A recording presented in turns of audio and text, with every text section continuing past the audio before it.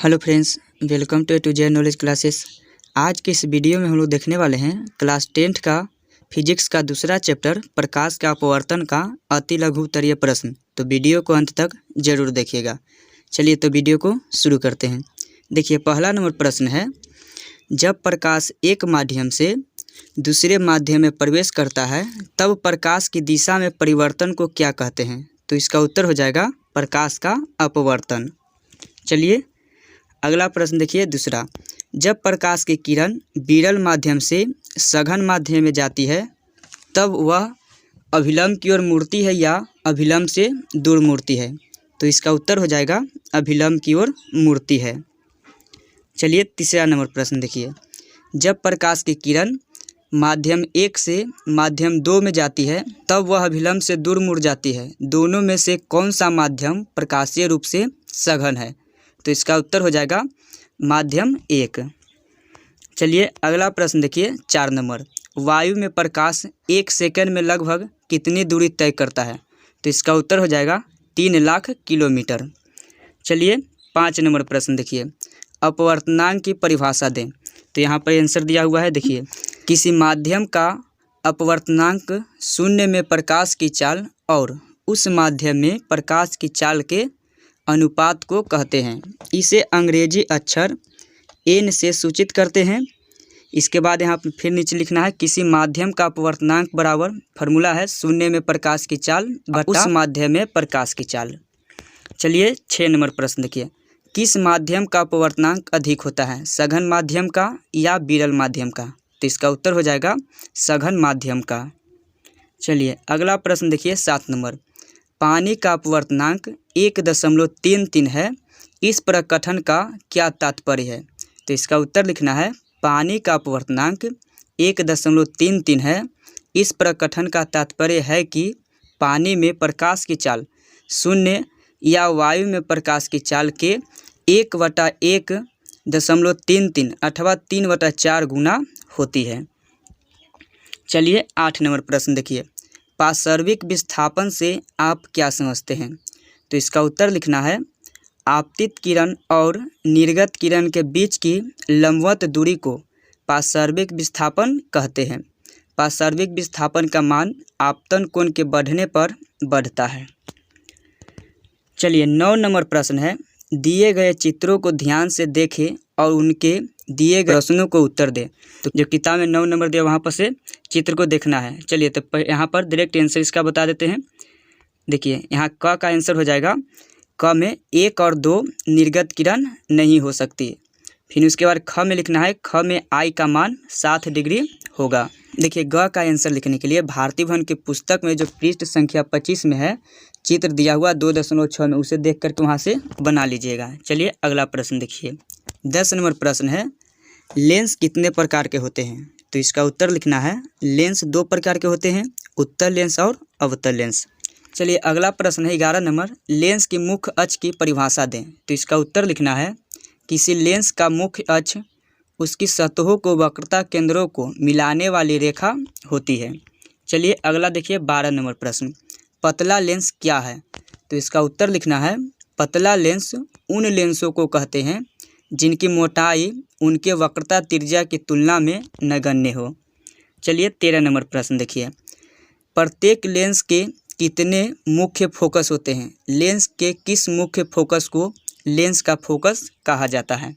चलिए तो इसका यहाँ पर आंसर दिया हुआ है, प्रत्येक लेंस के 2 मुख्य फोकस होते हैं, प्रथम मुख्य फोकस और द्वितीय मुख्य फोकस। लेंस के द्वितीय मुख्य फोकस को लेंस का फोकस कहा जाता है। चलिए 14 नंबर प्रश्न देखिए, उत्तल लेंस के सामने किसी वस्तु को कहाँ रखने पर उसके आकार के बराबर के आकार का वास्तविक प्रतिबिंब बनता है?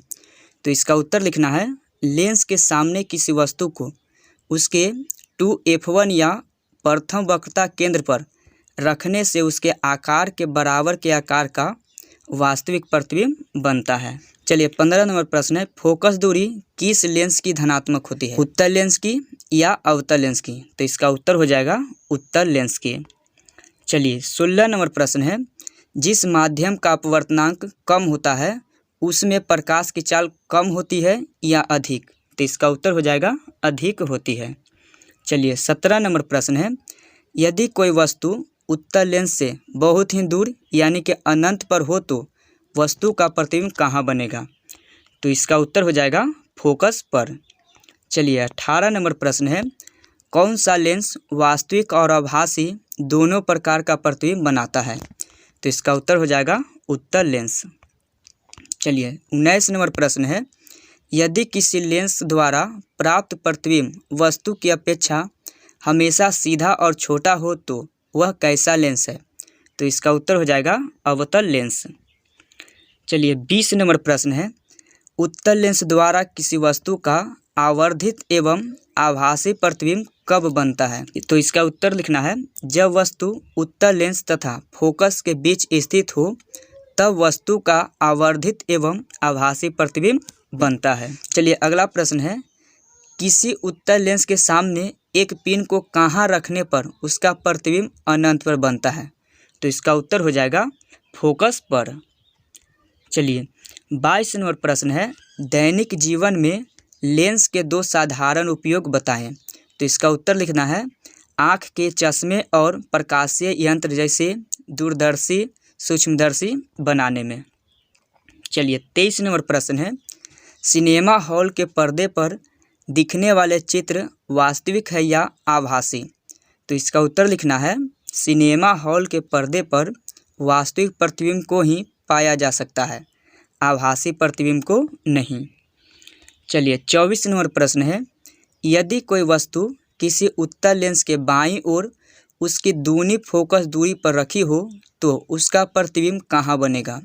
तो इसका उत्तर लिखना है, उसका प्रतिबिंब उत्तल लेंस के दाईं ओर उसकी दूनी फोकस दूरी पर वास्तविक उल्टा और आकार में वस्तु के बराबर बनेगा। चलिए 25 नंबर प्रश्न है, एक पतले लेंस की फोकस दूरी f बराबर -10 सेंटीमीटर है, यह उत्तल लेंस है या अवतल लेंस? तो इसका उत्तर हो जाएगा अवतल लेंस। चलिए 26 नंबर प्रश्न है, लेंस से किसी वस्तु की दूरी u, प्रतिबिंब दूरी v और लेंस की फोकस दूरी f में क्या संबंध है? तो यहाँ पर लिख लेना है 1/f बराबर 1/v माइनस 1/u। चलिए अगला प्रश्न देखिए 27 नंबर, लेंस से किसी वस्तु की दूरी u, प्रतिबिंब की दूरी v और लेंस द्वारा प्राप्त आवर्धन m में क्या संबंध है? तो इसका उत्तर लिखना है m बराबर v/u। चलिए 28 नंबर प्रश्न है, किसी लेंस की फोकस दूरी और उसकी क्षमता में क्या संबंध है? तो इसका उत्तर लिखना है, किसी लेंस की क्षमता p उसकी फोकस दूरी के व्युत्क्रमानुपाती होती है, p बराबर 1/f। देखिए 29 नंबर प्रश्न है, लेंस की क्षमता का ये समात्रक क्या है? तो इसका उत्तर हो जाएगा पर मीटर या डायोप्टर। चलिए अगला प्रश्न देखिए 30 नंबर, किसी व्यक्ति के चश्मे में लगे लेंस की क्षमता +1.5 डायोप्टर है, लेंस उत्तल लेंस है या अवतल? तो इसका उत्तर हो जाएगा उत्तल लेंस। चलिए अगला प्रश्न देखिए 31 नंबर, किसी उत्तल लेंस का आधा भाग काले कागज से ढक दिया गया है, क्या यह लेंस किसी वस्तु का पूरा प्रतिबिंब बना सकेगा? तो इसका उत्तर होगा हाँ, बना सकेगा।